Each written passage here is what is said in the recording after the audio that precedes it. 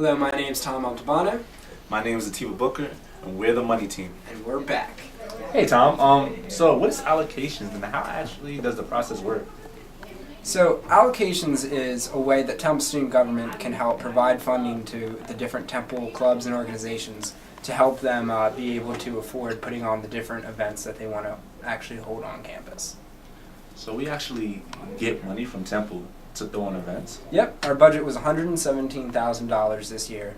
We have about $50,000 left for the spring semester. So the way you actually can go about receiving allocations is first your organization comes up with a great event that you want to hold, and then you're going to actually submit an allocations request.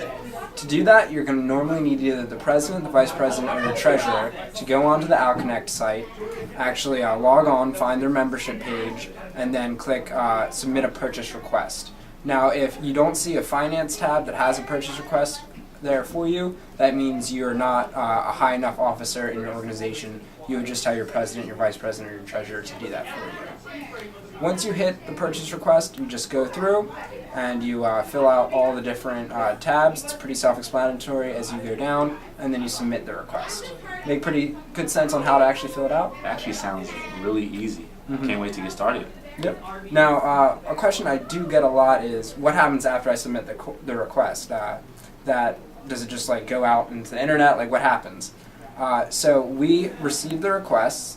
It's important that you submit your request 3 Thursdays before the actual event that you wanted to hold. So if you submit a request at 11:59 on a Thursday, it's going to be reviewed that next Monday. If you submitted the request at 12:01 on Friday, it's going to have to take a whole nother week to actually get looked at by the allocations committee. So make sure you get your event allocations request submitted at least 3 Thursdays before the actual event is supposed to take place. When we review them on Mondays, we look at all of the allocations requests from that week. We make sure that they meet with the criteria allocations has set, and then we'll approve them or deny them based off the different allocations concerns. After that, we will change the status to approved or denied, and then you will receive an email the next day that gives you all the details on how to go about actually getting the payment confirmed, or what steps you might need to take to give us more information or anything like that. Make sense? Makes perfect sense. So now we're going to take you to the computer to show you step by step how to reach the purchase request tab and fill out your allocations form. So let's go. So the first thing in filling out an allocations program request form is the subject. The subject is basically the title of the program. So if you were doing a dodgeball tournament, you would put dodgeball tournament, or if you're doing a program in the student center, you would put exactly what program it is. Next, you have the requested amount. This is the total amount of money that you're requesting for. So make sure you just do the math, and once you figure out the total number you're requesting, you would put that number right there. So we'll come back to that later. The description of the event. This is basically a great way to pitch your event to us. So it should have a good purpose that contributes to the educational, social, and cultural aspect of the student body.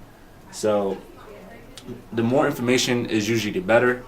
We try to, that weighs in heavily to the committee's decision. So good. And then you would go to the account. When you press select, your organization's name should come up. So just make sure you select your organization's name. Moving down the categories. Categories, you should pick TSG allocations because that's what you're applying for. So you can ignore the pay information that's not necessary to fill out when you're doing your purchase request, and you'll see right under additional information that says do not complete that information. If you do by accident, it's no big deal, but it's just not necessary. So down here is the stars and diamonds status. It goes 1 to 4 stars or 1 to 4 diamonds.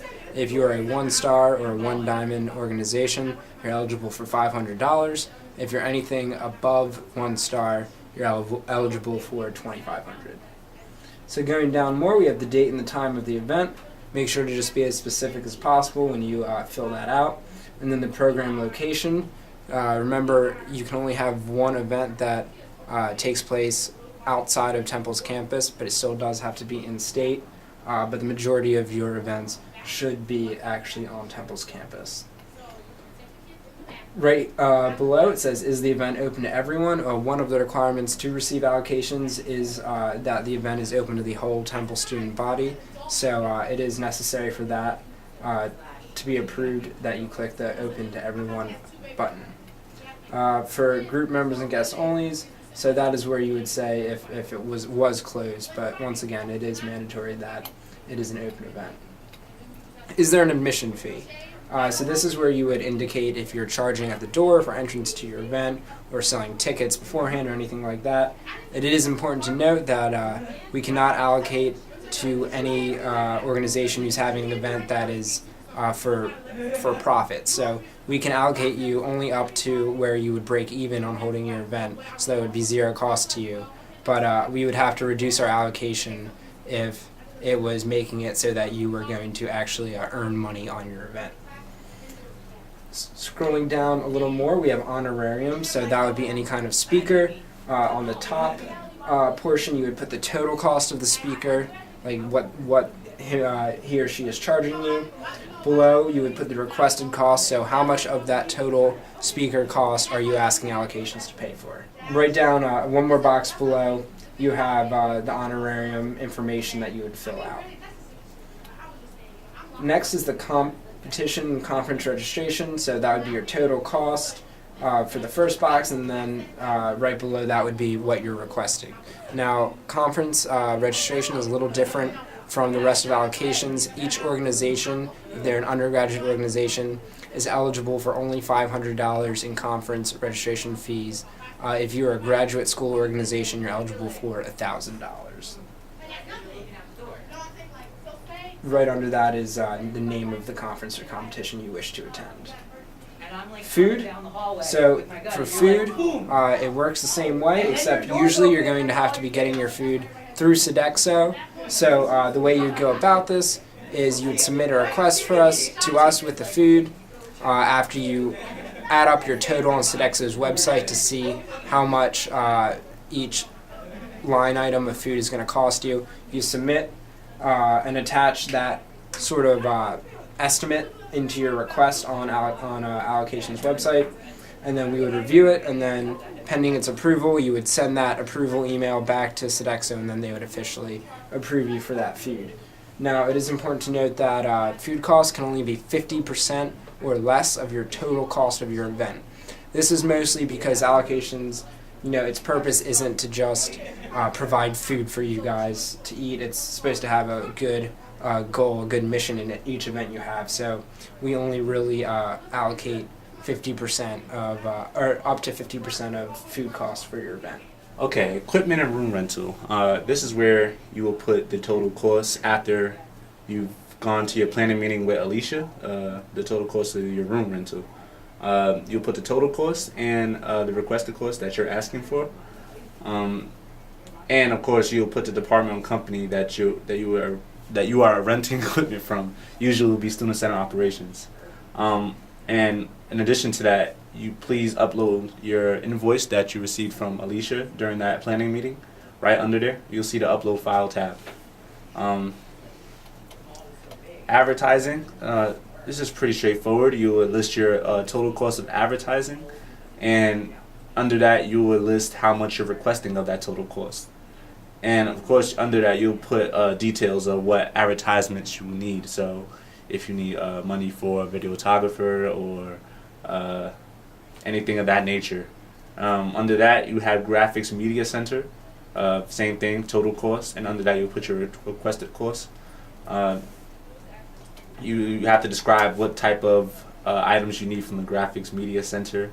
So if you need any poster boards or any flyers, you would put that under there.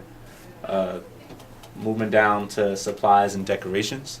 Again, you put your total cost and you put your requested cost. Miscellaneous costs, again, any cost that you see that isn't suitable for any of the other options above, you would list it there. And again, you list your total cost and requested cost under there. And then at the end, you will tally up all your total cost of the event and list it in this tab. Under that, you will list any questions or comments or concerns that you may have about your event, or anything you want to add to, help add to understanding what your event is. And then under that portion is a bunch of tabs to upload your invoices you have for your event. So if you, for supplies, decorations, advertising, you would, food, you would put your invoices there so we can review that.